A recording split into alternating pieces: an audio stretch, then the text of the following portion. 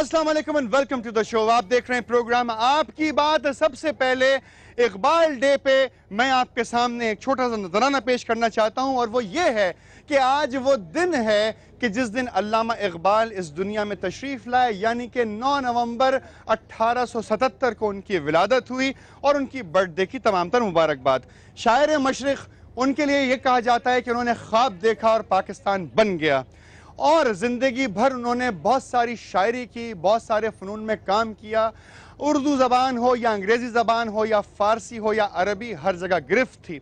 होना तो दरअसल 2011 में आज ये चाहिए था कि अल्लामा इकबाल की तमाम तर शायरी पे गुफ्तगू होती, उनके ख़यालात पे बात की जाती। उन्होंने जो कुछ सिखाने के लिए अपनी कुतुब में लिखा, अपनी शायरी में लिखा, वो बयान होना चाहिए था। लेकिन आजकल के दौर में हमारे पास ख़बरें आ रही हैं बहुत तकलीफ दे। एक पढ़े लिखे शख्स, एक ऐसे शख्स की विलादत है आज कि जिसकी वजह से हम ये सोचते हैं कि पाकिस्तान बना, वो ख्वाब पाए तकमील को पहुंचा 1947 में। लेकिन आज हमारे पास जो खबरें हैं ज़राए इब्लाग पर, वो ये हैं कि एक शख्स ने 48 कब्रों को खोदा और ख़वातीन की जो लाशें थी उनसे बदकारी की और ज़्यादती की। तकलीफ दे बातें हैं ये सन 2011 में। फिर हमारे पास खबर आती है कि एक शख्स ने गडाब टाउन के जोखियो गोड कब्रिस्तान में बहुत सारी कब्रों को खोदा और उनकी हड्डियां निकालकर या तो काला जादू करने वालों को बेच दी या फिर डिफरेंट स्कूल्स में भेज दी जहां पर मेडिकल साइंसेस पढ़ाई जाती हैं।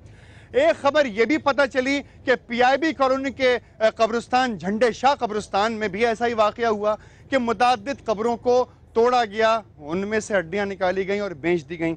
सन 2011 का पाकिस्तान शायद अल्लामा इकबाल का ख्वाब नहीं हो सकता कि जिसमें वो ये कह रहे थे कि दिल से जो आग निकलती है असर रखती है, पर नहीं ताकत परवाज मगर रखती है।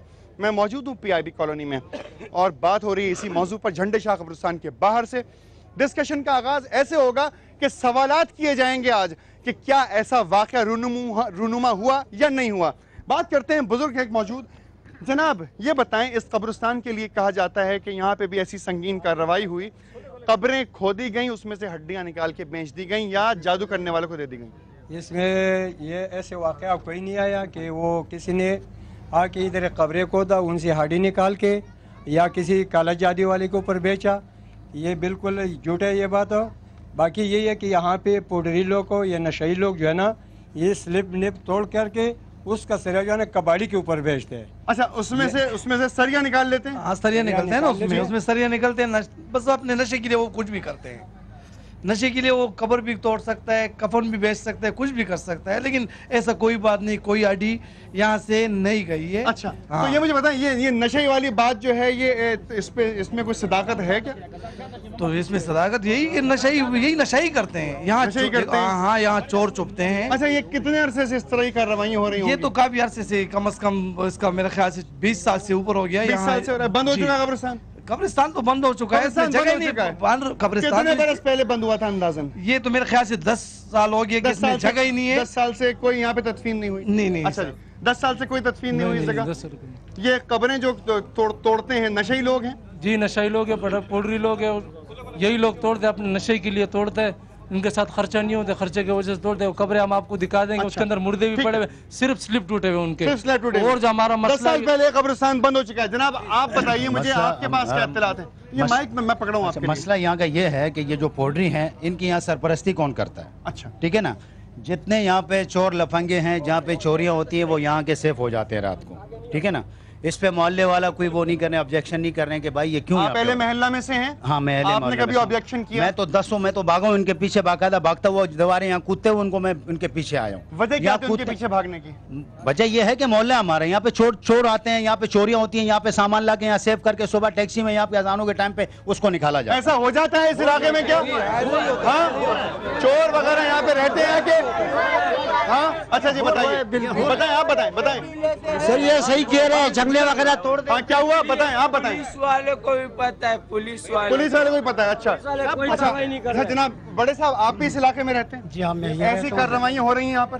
यहाँ और नहीं हुई, अभी तक तो ऐसी कोई बात नहीं हुई है। मगर ये खबर इस कदर उठने के बाद और तमाम जगह पहुंच गई, इसमें तो कोई ना कोई सदाकत हो सकती है। नहीं जी, अफवाह है, अफवाहों पे अफवाहें हैं। जी हाँ। तकरीबन कितनी खबरों की अफवाह है अंदाजन? ये हमें पता नहीं, हमने देखी नहीं, सिर्फ अच्छा। बिरोनी लोग। आपके ख्याल में ऐसा ही हुआ है? नहीं, असल में मसला ऐसा है कि सामने UC2 का जो पानी है, गुलशन टाउन UC2 का पानी, बरसाती नाला और सेवरेज लाइन का पानी है, वो यहाँ से उसकी गुजर गया है, तो आगे से चौक हो जाता है, जिसकी वजह से और पानी का बहाव ज़्यादा है क्योंकि पीछे इलाका बहुत बड़ा है, उसका सारा का सारा पानी कब्रिस्तान में से गुजर रहा है और नदी बने हुए बहुत अरसा हुआ है, जिसकी वजह से सेम ज़्यादा हो गई है ज़मीन और कब्रें उसकी वजह से गिर जाती है। भाई बात यह है कि ज़ौक़ का एक शेर है, मैं आपकी नजर कर दूं। ज़ौक़ ने कहा था, सुन लीजिए मेरी बात, इब्राहिम ज़ौक़ साहब का ये शेर है, गालिब के अहद के हैं, कहते हैं कि अब तो घबरा के ये कहते हैं कि मर जाएंगे, और मर के भी चैन ना पाया तो किधर जाएंगे। ये मुझे बता दीजिए कि ये जो वाक़यात हुए हैं इस वक्त कब्रिस्तान के हवाले से, इसमें कुछ सदाकत है? जी नहीं, इसमें कोई सदाकत नहीं है। ये जो अपला पिलाया गया हुआ है, ये जो आज से 10 साल पहले यहाँ पर जो पुरानी मंडी थी, यहाँ पर सब लोग रहते थे, अब यहाँ से लोग शिफ्ट हो गए, तो ये इस कब्रिस्तान में कोई जगह नहीं है और कोई कब्र खोदने का। ऐसा कोई बच्चे का मैयत आ जावे तो कोई कोने पे दफना दिया जाए, और कोई बड़ा मैयत अभी तक नया मैयत अभी तक आया ही नहीं। और जो ये कब्रें खोदे हुए, ये जो आजकल लोग ये नया सिस्टम कर रहे हैं, निजी खुदाई करके और बलांगों का लाहत बना के और ऊपर स्लीपें रख के और मिट्टी बाहर रख दे, और जो यहाँ के पोडरी लोग आते हैं, जो टेरते हैं, यूँ होते हैं पाउडर, ये पाउडर भी नशे वाले लोग। हाँ, ये नशे वाले लोग। अच्छा, नशे वाले आते हैं इधर। आप सकून इस तरफ आ जाए जरा, ताकि लाइट आपके ऊपर आ जाए, जरा इधर आ जाए। जी बताइए, सकून से बात सुन ले आप। जी बताइए। मुस्तफ़ा कमाल जब सिटी नाजिम थे, यहाँ पर आए थे, ये पानी का साफ लेन ईसा नगरी वालों को उनके लिए पीते यहाँ काट रहे थे, हम ज़बरदस्ती मुस्तफ़ा कमाल को अंदर ले गए थे। उस टाइम का जो SHO था, उसको उसके सामने कराया कि यहाँ चर्च और पाउडर ऐसे बिकते हैं जैसे परचून के दुकान में आटा और दाल बिक रहा है। अच्छा, समझ रहे हो? पुलिस ने एक्शन किया उस पर? पुलिस यहाँ तकरीबन 7-8 अड्डे चरसों के 15,000 रुपए और 50,000 रुपए हफ्ते का मंथली लेते हैं। बहुत बड़ा काम हो गया। आपसे दोबारा बात करूंगा। आपने बात सुनी यहाँ पे एक रेजिडेंट की कि यहाँ पे नशा आवर चीजों की खरीदो फरोख्त भी है। इल्जाम ये है कि कब्रिस्तान में से कब्रों को खोद कर हड्डियां निकाल के बेची जा रही हैं, लेकिन एक स्टोरी इसके पीछे से भी आ रही है। वो स्टोरी क्या कहती है, एक छोटे से ब्रेक के बाद आपको बताऊंगा। आज इकबाल डे है, अल्लामा इकबाल को भी याद करें, उनके अफकार को भी याद करें, और आज के पाकिस्तान पर जरा नजर डालें और मुलाहिजा फरमाएं कि क्या ये वही पाकिस्तान है कि जिसका ख्वाब अल्लामा इकबाल ने देखा था, ये वो पाकिस्तान है जो कायद आज़म ने बनाया था। मेरे साथ रहिए, एक छोटे से ब्रेक के बाद वापस आ रहा हूं आपके पास।